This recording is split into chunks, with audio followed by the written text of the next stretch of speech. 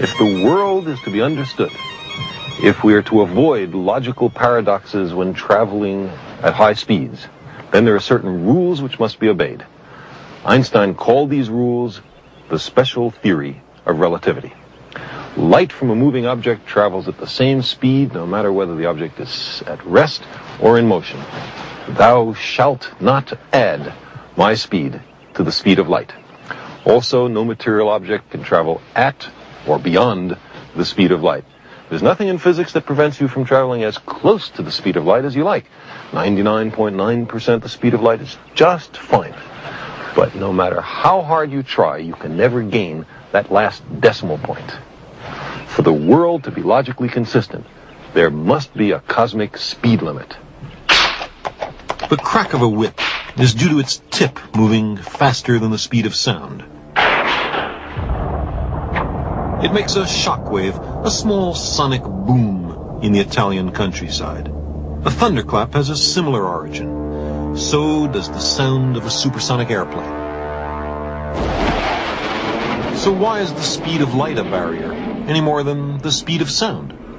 The answer is not just that light travels about 1,000,000 times faster than sound. It's not merely an engineering problem like the supersonic airplane. Instead, the light barrier is a fundamental law of nature, as basic as gravity. Einstein found his absolute framework for the world, this sturdy pillar among all the relative motions of the cosmos. Light travels just as fast no matter how its source is moving. The speed of light is constant, relative to everything else.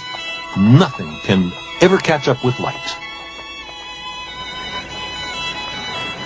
Einstein's prohibition against traveling faster than light seems to clash with our common sense notions. But why should we expect our common sense notions to have any reliability in a matter of this sort? Why should our experience at 10 kilometers an hour constrain the laws of nature at 300,000 kilometers a second? Relativity sets limits on what humans ultimately can do. The universe is not required to be in perfect harmony with human ambition. Imagine a place where the speed of light isn't its true value of 300,000 kilometers a second, but something a lot less. Let's say 40 kilometers an hour, and strictly enforced. Just as in the real world, we can never reach the speed of light. The commandment here is still, thou shalt not travel faster than light. But we can do thought experiments on what happens near the speed of light. Here, 40 kilometers an hour, the speed of a motor scooter. You can't break the laws of nature. There are no penalties for doing so. The real world, and this one, are merely so arranged that transgressions can't happen. The job of physics is to find out what those laws are. Before Einstein, physicists thought that there were privileged frames of reference, some special places and times against which everything else had to be measured. Einstein encountered a similar notion in human affairs, the idea that the customs of a particular nation, his native Germany or Italy or anywhere, are the standard against which all other societies must be measured. But Einstein rejected the strident nationalism of his time. He believed every culture had its own validity. And also in physics, he understood that there are no privileged frames of reference. Every observer, in any place, time, or motion, must deduce the same laws of nature. Caldo. A speed is simply how much space you cover in a given time, as any kid on a motor scooter knows. Since near the velocity of light, we cannot simply add speeds. The familiar notions of absolute space and absolute time, independent of your relative motion, must give way. That's why, as Einstein showed, funny things have to happen close to the speed of light. There, our conventional perspectives of space and time strangely change.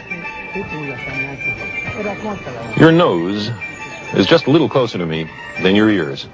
Light reflected off your nose reaches me just an instant in time before your ears.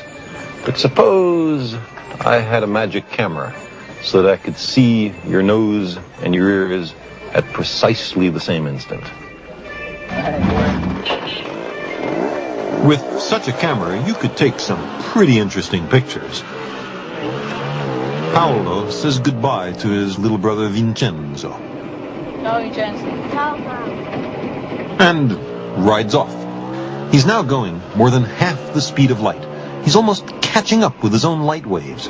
This compresses the light waves in front of him, and his image becomes blue. The shorter wavelength is what makes blue light waves blue.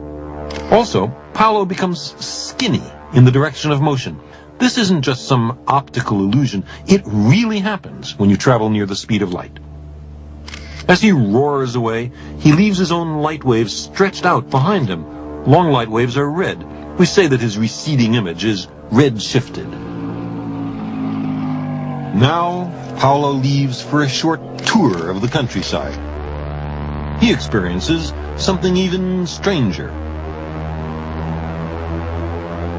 Everything he can see is squeezed into a moving window just ahead of him. Blue-shifted at the center, red-shifted at the edges. To a passerby, Paolo appears blue-shifted when approaching, red-shifted when receding. But to him, the entire world is both coming and going at nearly the speed of light. Roadside houses and trees that he's already gone past still appear to him at the edge of his forward field of view, but distorted and red-shifted. When he slows down, everything again looks normal. Only very close to the speed of light does the visible world get squeezed into a kind of tunnel.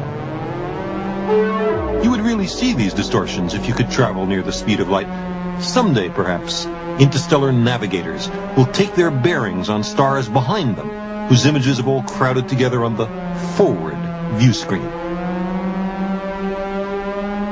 The most bizarre aspect of traveling near the speed of light is that time slows down. All clocks, mechanical and biological, tick more slowly near the speed of light. But stationary clocks tick at their usual rate. If we travel close to light speed, we age more slowly than those we left behind.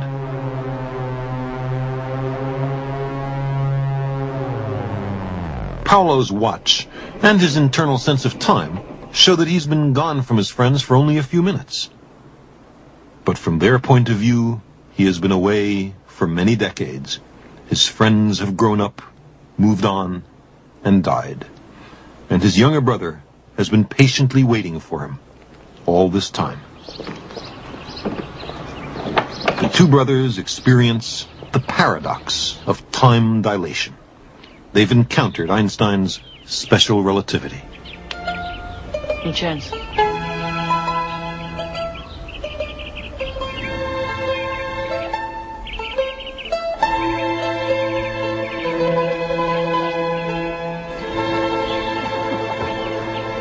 This was just a thought experiment, but atomic particles traveling near the speed of light do decay more slowly than stationary particles. As strange and counterintuitive as it seems, time dilation is a law of nature. Traveling close to the speed of light is a kind of elixir of life. Because time slows down close to the speed of light, special relativity provides us with a means of going to the stars.